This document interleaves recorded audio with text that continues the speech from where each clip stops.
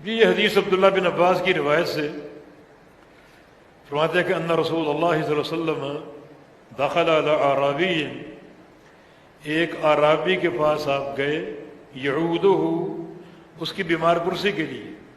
اور اعراب جو ہیں، اعرابی دیہاتی، مدینہ کے اطراف میں رہتے تھے، 2-2 3-3 اور 4-4 میل کے فاصلے پر. تو نبی علیہ السلام کی تواضع آپ دیکھیں، ایک اعرابی کی عیادت کے لیے گئے، بیمار پرسی کے لیے گئے.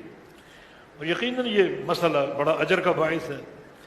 جب تک بندہ چلا جا رہا ہے فرشتے ایک ایک قدم کا اجر لکھتے ہیں.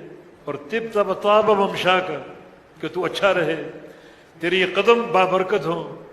اور فرمایا کہ لا یزال فی بخرفۃ الجنہ، جب تک وہ چلا جا رہا ہے اور واپس لوٹتا ہے عیادت کر کے، اس وقت تک وہ جنت کے باغیچوں میں ہوتا ہے، جنت کے باغیچوں میں. اب پھر کسی بھائی کی بیمار پرسی کے لیے تو نبی علیہ السلام بھی اس کی بیمار پرسی کے لیے گئے اطراف مدینہ میں 4-5 میل پیدل چل کر.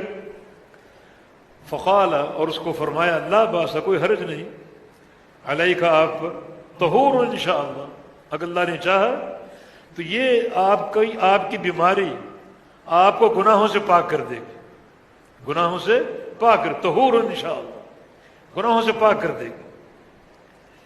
اس عرابی سے کہا، تو اس عرابی نے کیا جواب دیا؟ طہور، پاک صاف ہونا، بل یہ ہمہ تفور، بلکہ یہ تو ایک ایسا بخار ہے جس کی گرمی بھڑک رہی ہے، جس میں ایک شعلوں کی کیفیت ہے، بھڑک رہی ہے. کس پر؟ علی شیخ کبیر، ایک بوڑھے شخص پر. عربی بوڑھا تھا، ایک بوڑھے شخص پر یہ بخار ایک آگ بن کے بھڑک رہا ہے. تثیرہ القبور، جو اس بوڑھے شخص کو قبر میں گھسیڑ کے چھوڑے گا، قبر میں داخل کر کے چھوڑے گا.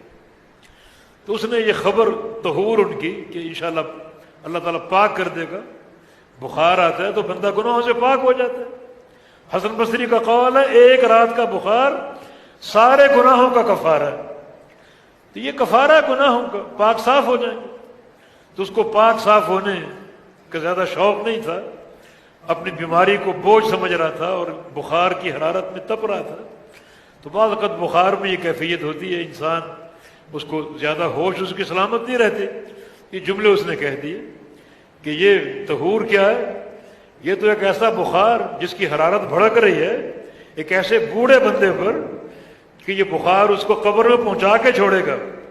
تو قال نبی صلی اللہ علیہ وسلم فنعم اذن، ٹھیک ہے پھر اگر تم یہ خبر، خوشخبری اگر نہیں سننا چاہ رہے تو پھر ٹھیک ہے، جو تم نے کہا ویسا ہو جائے گا. یہ قصہ پورا، اس میں امام بخاری کا استدلال کس حصے سے ہے؟ جی، لا بأس علیک طہور انشاء اللہ، طہور انشاء اللہ. یہاں ایک اشکال ہے، پیچھے آپ نے پڑھا اللہ سے دعا کرو تو انشاءاللہ مت کہو، ان شئت مت کہو، اللہم اغفر لی ان شئت، اللہم ارحمنی ان شئت، کہ چاہے تو مجھے بخش دے. اور یہاں آپ نے انشاءاللہ کہا ہے. تو یہ من باب دعا نہیں ہے، طہور دعا نہیں بلکہ من باب الخبر ہے. دعا میں جو ہے وہ ان شئت کے الفاظ شامل نہ کرو، دعا پورے جزم اور وثوق کے ساتھ ہو. یہ من باب الخبر ہے کہ یہ بخار تمہارے گناہوں کو صاف کر دے گا. یہ بخار تمہارے لیے طہور ثابت ہوگا، گناہوں کو صاف کرنے والا ثابت ہوگا. تو اس لیے کوئی اشکال نہیں ہے. منع جو ہے ان شئت یہ دعا کے موقع پر، اور یہ من باب دعا نہیں بلکہ من باب الخبر ہے، اس لیے آپ نے انشاءاللہ کہا. تو انشاءاللہ سے امام بخاری کے استدلال ہے، جس سے اللہ تعالیٰ کی